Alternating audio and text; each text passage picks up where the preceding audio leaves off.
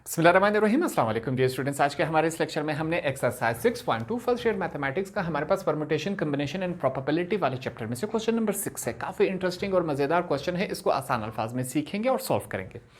Question हमारे पास simple सा है, find the value of n। हमने सिंपल n की वैल्यू को फाइंड आउट करना है, यही हमारा काम है। ठीक है, फिर से यहाँ पर इन क्वेश्चन में हम परम्यूटेशन अप्लाई करेंगे। परम्यूटेशन हमने कहा था कि अरेंजिंग ऑफ थिंग्स, ठीक है, और परम्यूटेशन का अपना एक फार्मूला था, इससे पहले क्वेश्चंस में हम अप्लाई कर चुके हैं। यहाँ पर फिर से उसकी प्रैक्टिस हो जाएगी। ठीक, अगर हम इस वाले हिस्से को देखें तो यहाँ पर ये हमारे पास परम्यूटेशन का फार्मूला हमें याद था।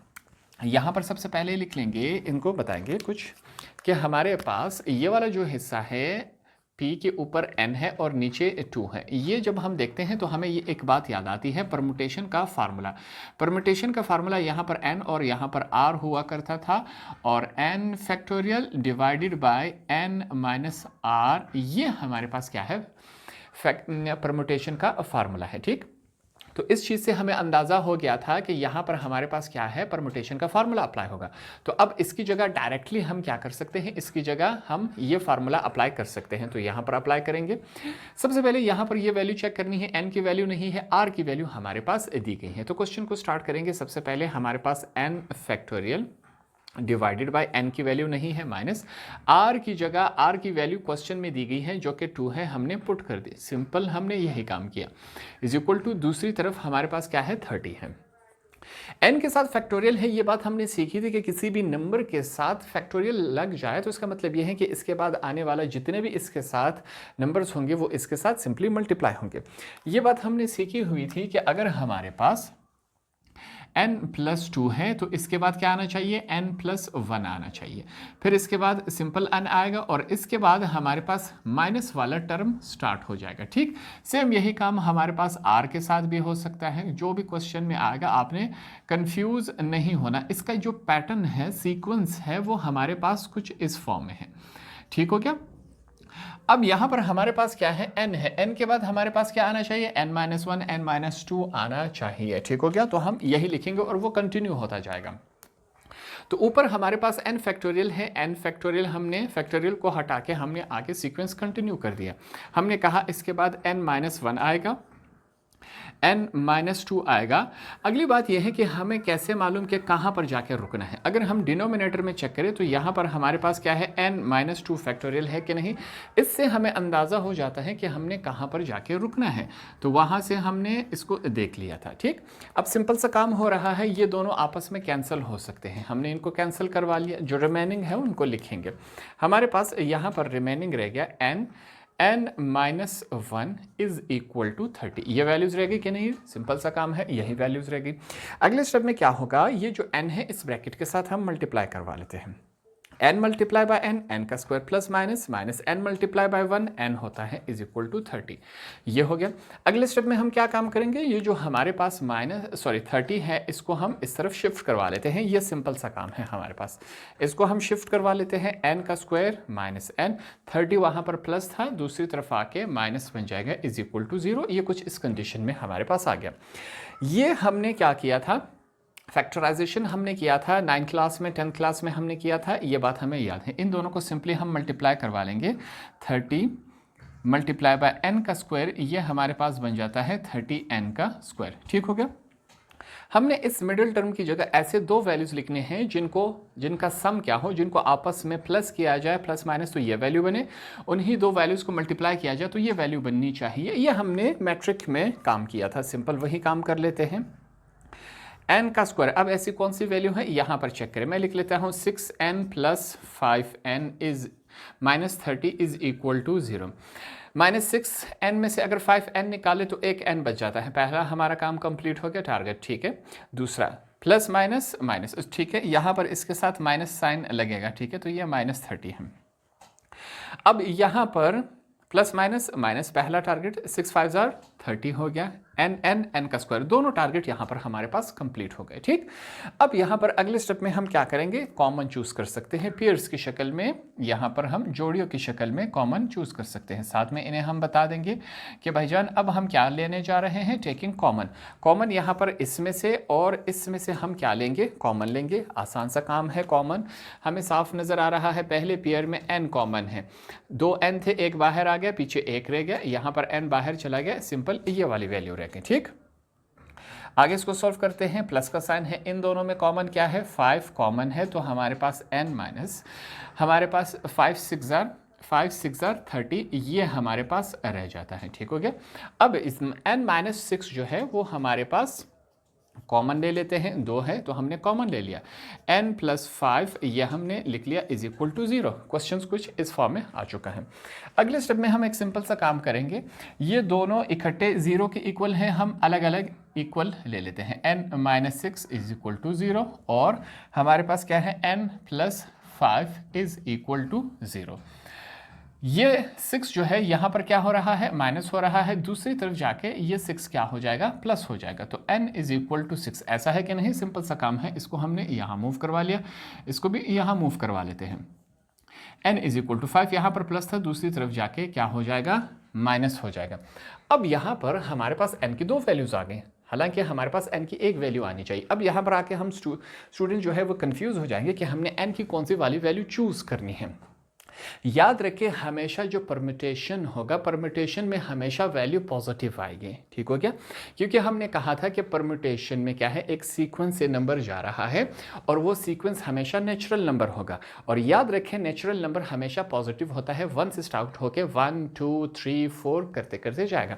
तो इस वजह से हम क्या करेंगे, n इज इक्वल टू 6 को चूज करेंगे। ये हमारा क्या है, आंसर है। रीजन और लॉजिक मैंने आपको बता दिया। ठीक है, यहां पर हम क्या बताएंगे, परम्यूटेशन वैल्यू यहां पर इसके साथ लिख लेते हैं, permutation will always be positive. ठीक है, यहां पर एंड में हम यही बात भी इनको ये बता देते हैं ताकि ये चीज क्लियर हो जाए स्टूडेंट्स के लिए। तो इस तरह हमने क्वेश्चन नंबर 1 को सॉल्व किया। सेकंड पार्ट फिर उसी तरीके से हमारे पास दिया गया है, उसी प्रोसेस से हम इसको सॉल्व कर लेते हैं। ठीक, फिर से अगर हम इस वाले हिस्से को देखें तो यहां से हमें अंदाजा हो जाता है कि अब हमने फिर से क्या करना है, परम्यूटेशन वाला फार्मूला इसके ऊपर अप्लाई करना है। ठीक, ये कुछ इस फॉर्म में है और ये इक्वल होता है p के ऊपर n, नीचे r आता है और यहां पर n factorial divided by n minus r, ये फैक्टोरियल, ये हमारे पास कुछ इस फॉर्म में होता है। ठीक, तो इसको देख के हमें अंदाजा हो गया कि यहाँ पर परम्यूटेशन वाला फार्मूला अप्लाई हो रहा है। तो हम परम्यूटेशन वाला फार्मूला अप्लाई कर लेते हैं।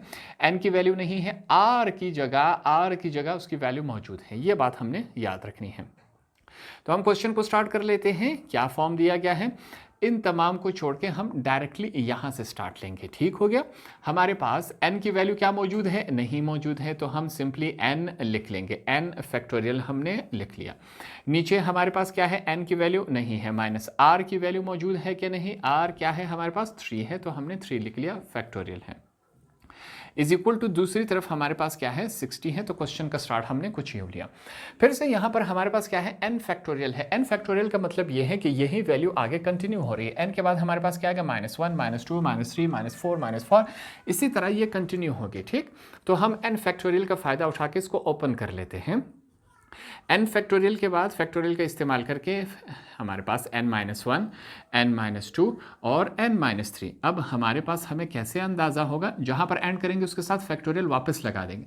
फैक्टोरियल लगा दिया, इसका मतलब ये वैल्यू आगे कंटिन्यू कर सकती है। ठीक, यहाँ पर अब हमें कैसे मालूम होगा कि हमने n-3 फैक्टोरियल पे आके रुकना है। अगर हम डिनोमिनेटर में चेक करें, डिनोमिनेटर में भी हमारे पास n-3 फैक्टोरियल है, तो इस वजह से यहाँ पर आके हम रुक जाते हैं। ठीक, इज इक्वल टू दूसरी तरफ हमारे पास क्या है, 60 हो गया, ये 60 हमने लिख लिया।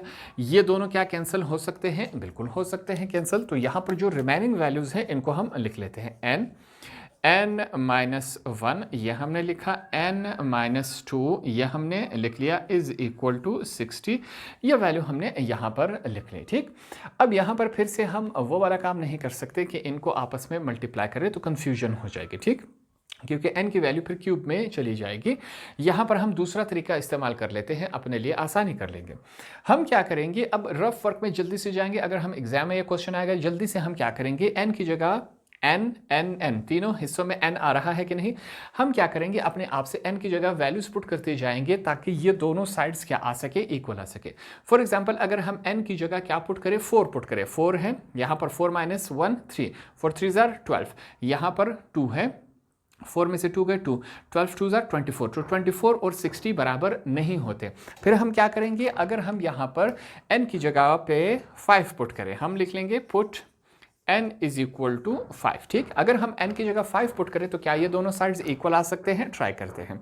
n की जगह हमने 5 पुट कर दिया, ब्रैकेट है n की जगह 5, जहां जहां n आएगा उसकी जगह हम 5 पुट कर लेते हैं। ये काम हम अपने आप से कर रहे हैं, ठीक है, ये हमने लिख लिया इज इक्वल टू। अब इनको सॉल्व कर लेते हैं, क्या फॉर्म बना रहा है, 5 है हमारे पास, 5 में से 1 कैंसिल हो गया 4, 5 में से 2 कैंसिल हो गया, हमारे पास क्या आता है 3 आता है, इज इक्वल टू 60 यहाँ पर मौजूद है।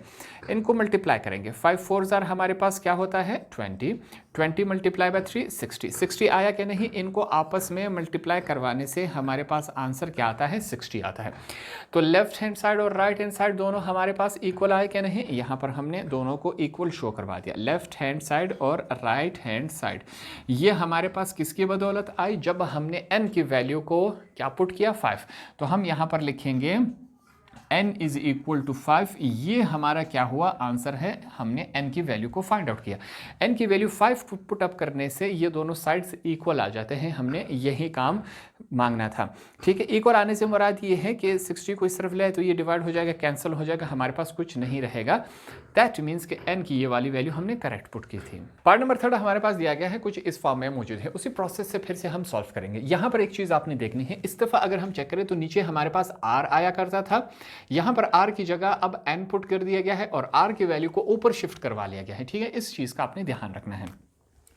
इस वैल्यू को देखने के बाद हम फिर से इनको बताएंगे, हम क्या करेंगे, क्वेश्चन के मुताबिक अपने फार्मूले को भी चेंज कर लेंगे। जहां पर r था अब उसकी जगह n आ चुका है। ठीक, हम भी यही काम कर लेंगे। कैसे होगा ये हमारे पास, यहां पर हम इसको बताएंगे कि यहां पर r आ गया है और n नीचे चला गया है। ठीक, तो इसका मतलब ये है, पहले हमारे पास n फैक्टोरियल हुआ करता था, अब r फैक्टोरियल बन जाएगा। ये सिंपल सा काम है, पहले n माइनस r था, अब r माइनस n हो जाएगा।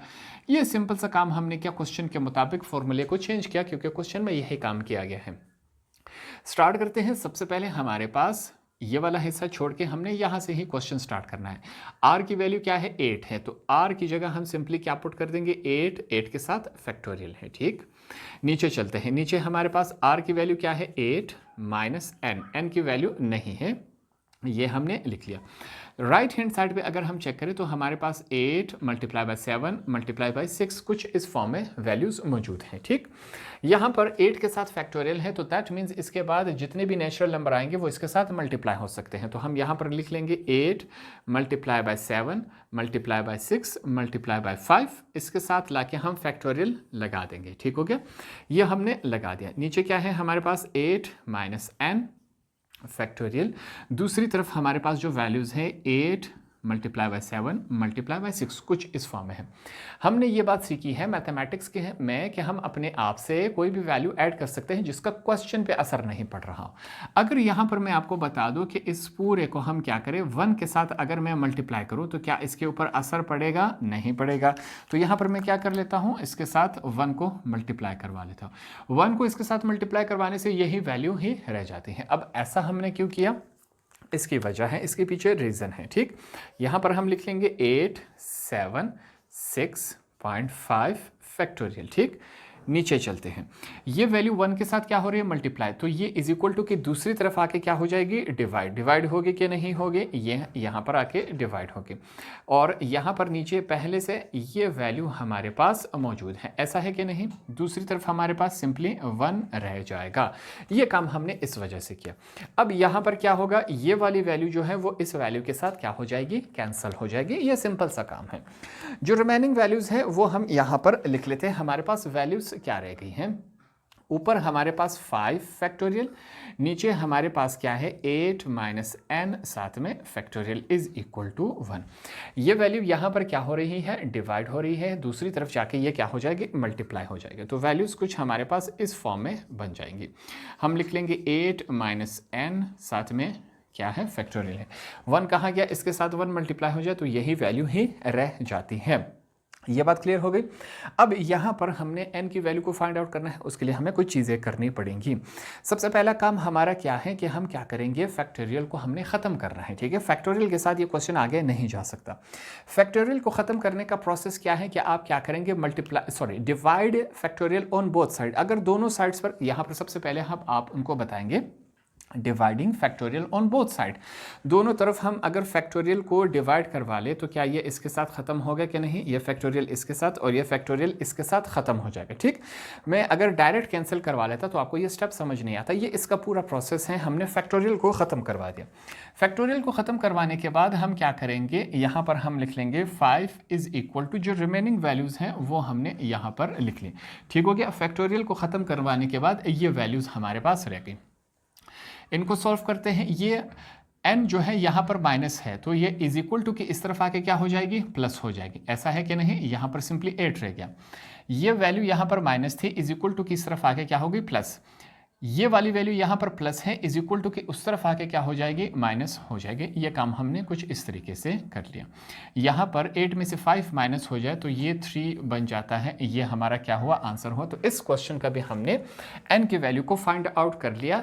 यहाँ पर एक बात आपने हमेशा याद रखनी है, इसके ऊपर स्टूडेंट्स ध्यान नहीं देते, हमेशा n ऊपर आएगा r नीचे आएगा। ठीक है, तो यहाँ पर क्वेश्चन स्टूडेंट्स को ट्रिक करने की कोशिश की गई है, तो हम भी फार्मूले को उसी कंडीशन के मुताबिक कन्वर्ट करवा लेते हैं। लास्ट पार्ट की तरफ चलते हैं। काफी इंटरेस्टिंग और मजेदार है हमारे पास लास्ट पार्ट, इसको सॉल्व करेंगे। फिर से अगर हम इस क्वेश्चन को चेक करें तो इस दफा हमारे पास रेशो के फॉर्म में दिया गया है। रेशो हमें सॉल्व करना आता है, मैट्रिक में हम सीख चुके हैं।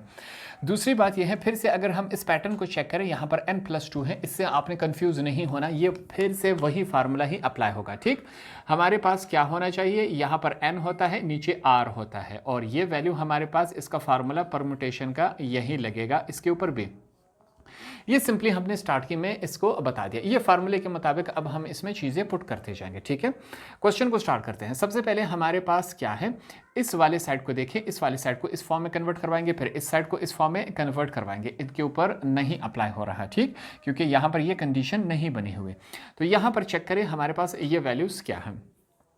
दूसरी बात आपने ये ध्यान में रखनी है कि हमेशा हम क्या करते हैं, रेशो को हमेशा डिवीजन में कन्वर्ट करवा लेते हैं, फ्रैक्शन के फॉर्म में। पहले हम यही काम करवा लेते हैं।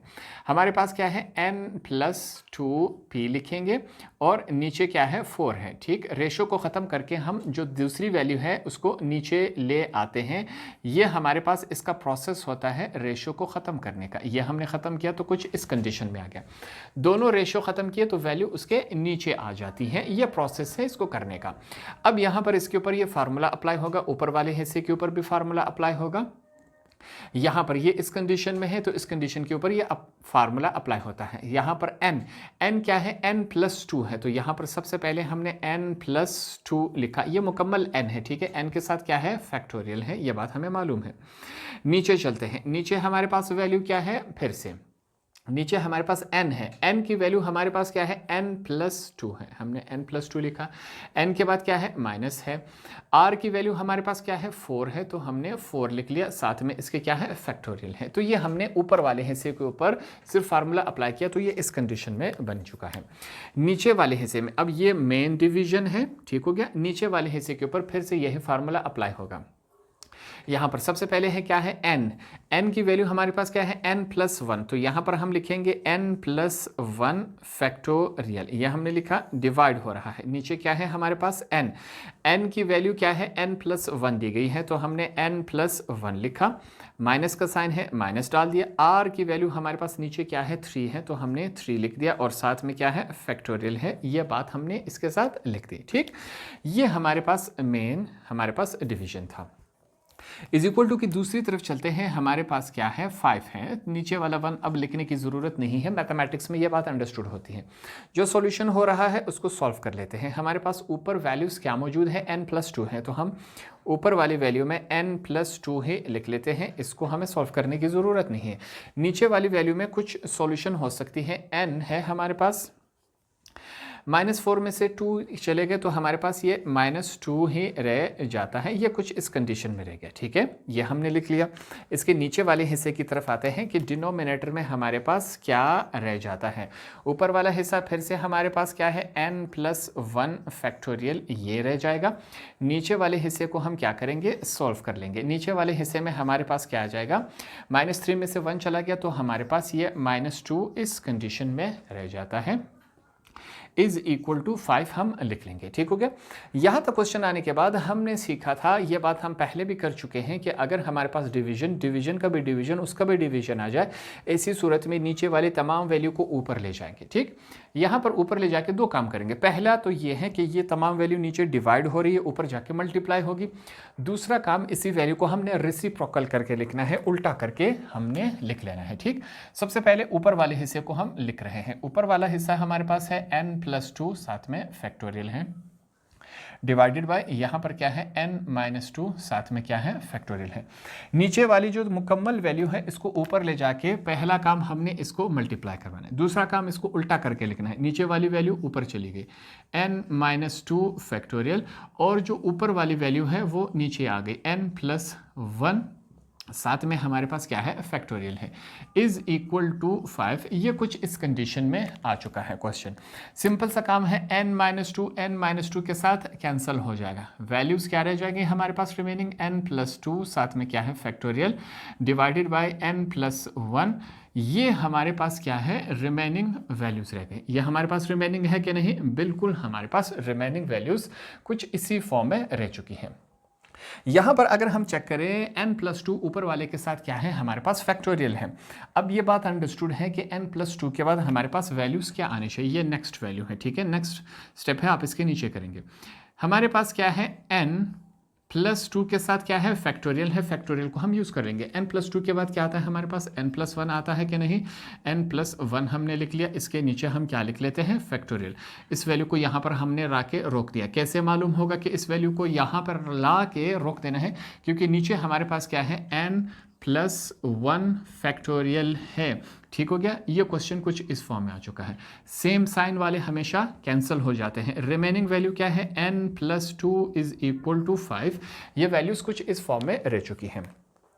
क्या होना चाहिए, यहाँ पर आसान सा काम है, हमारे पास 5 यहाँ पर पहले मौजूद है, 2 यहाँ पर प्लस है, दूसरी तरफ जाके क्या हो जाएगा माइनस हो जाएगा। तो n की वैल्यू हमारे पास क्या आ गई 3 आ गई। तो इस तरह हमने n की वैल्यू को फाइंड आउट कर लिया।